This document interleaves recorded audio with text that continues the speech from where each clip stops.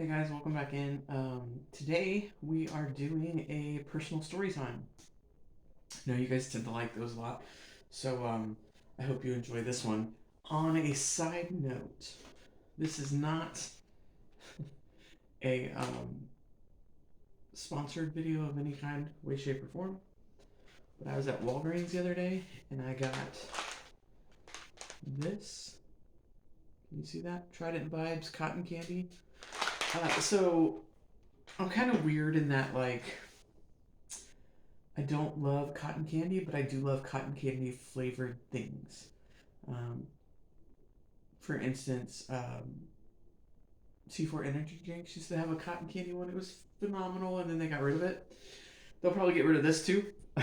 But it's really good. It's like it gives you that, like, if you have a sweet tooth, it like fixes that right away. It's like 5 calories per piece. Also, question about gum that I don't know the answer to. Maybe you do.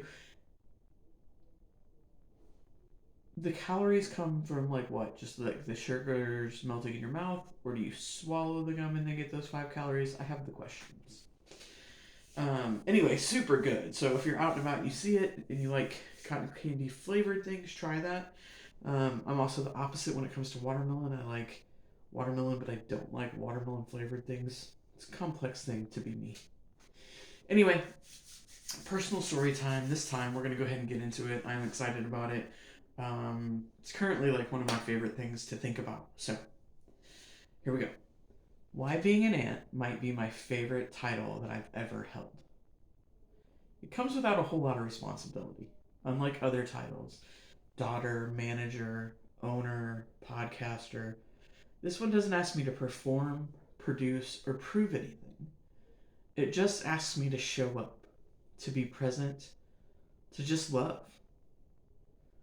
to sometimes be the person who reads the same book 3 times in a row, to be the one that builds the blanket for it and then later clean it up, who gets invited into the world of sidewalk chalk and superhero tangents without needing to fix or direct anything.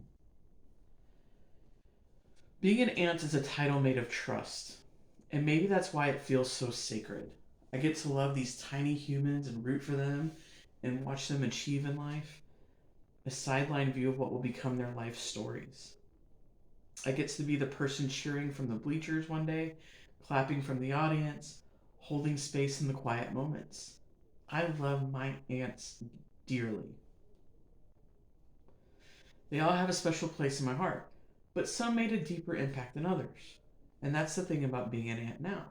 My presence, my love, my pouring in, it's in direct relationship to the impact that I will have. Not measured in milestones or achievements, but in memory, in the way they feel when they see me walk through the door, in the way that they know they're safe, seen, and celebrated just for being themselves. So I kind of want to talk about a couple of my aunts that like really hugely impacted my life and still do. And like I said, they're all great and I love them all, but there are two in particular that just really stood out as far as like what we're talking about here. We'll call the first aunt Aunt Jay. Aunt Jay was the aunt who held literal space for my brother and me.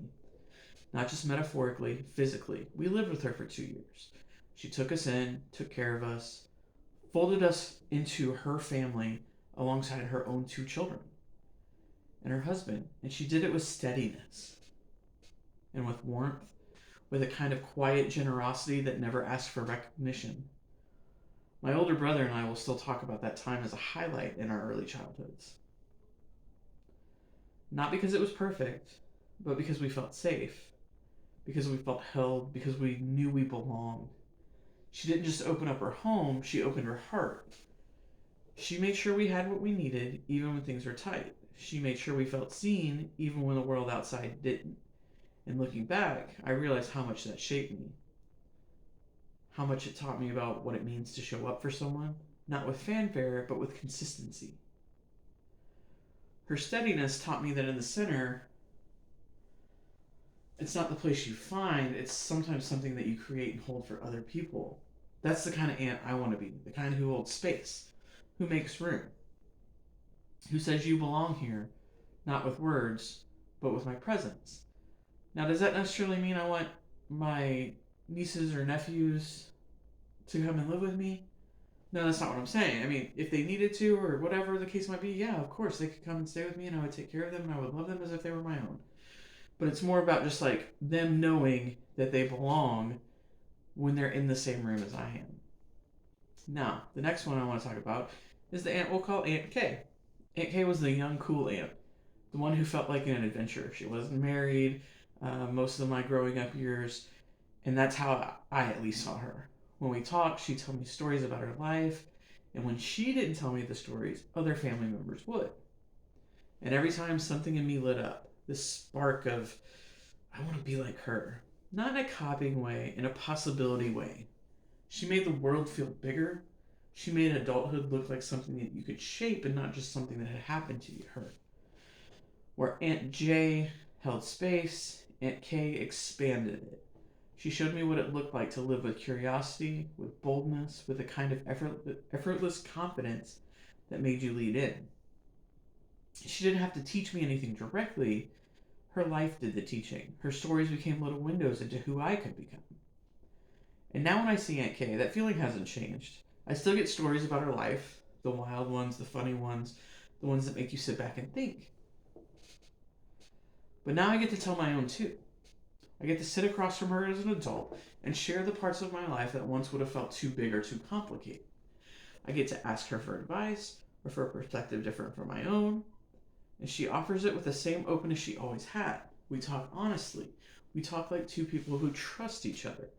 And that, to me, is maybe the most beautiful gift. That an aunt can become a friend. That someone who once felt like a window into possibility can grow into someone who helps you understand your own life more clearly. And now, as I step into this role for my siblings' kids, I hope I can kind of mix the two.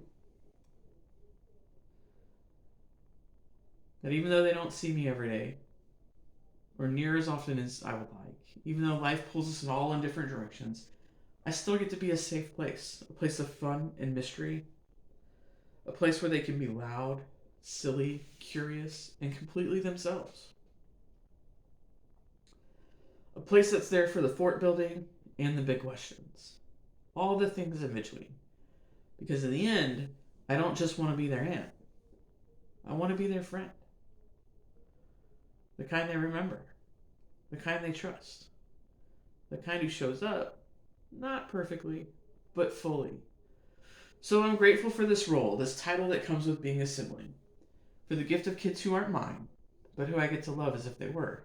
For the chance to show up in their lives in ways that are both small and huge.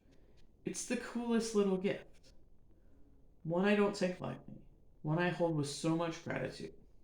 So, I just want to ask you now, who in your life has shown you what it means to simply show up with love? For me, it was my aunts. I hope my nieces and nephews will say the same thing. But who is it for you? I'm curious to know. Leave a comment. Let me know. And I hope you guys enjoyed this little story time. I've been really digging on getting to see my niece and nephew. And this weekend, I'm actually going to be spending some time with my other niece that I haven't met yet. So I'm super stoked on it.